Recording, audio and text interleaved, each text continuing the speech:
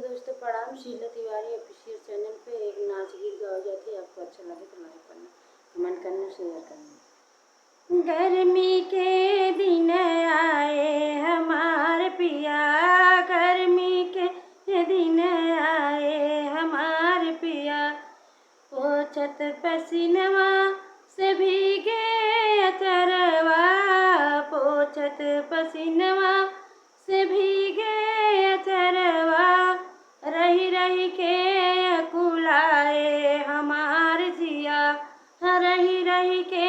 अकुलाए हमार जिया, गर्मी के दिन आए हमार जिया, गर्मी के दिन आए हमार पिया, गर्मी के दिन आए हमार पिया, जेठ बैसखवा न चले बयरिया, जेठ महीनवा न चले बयरिया, जेठ घमवा आग बरसाए हमार पिया, घमवा आग बरसाए हमार पिया, गर्मी के दिन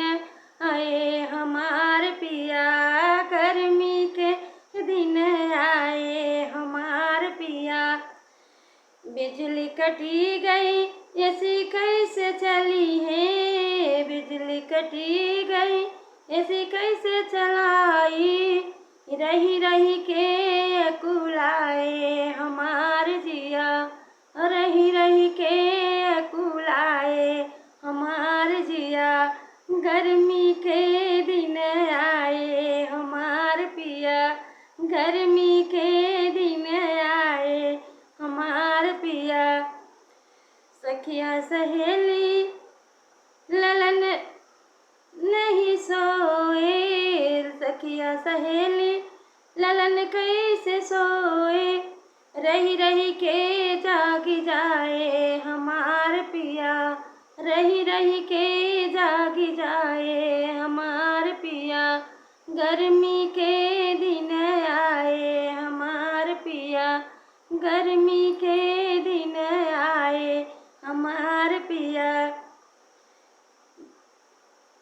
अम पुदीनवा के आम पुदीनवा के हम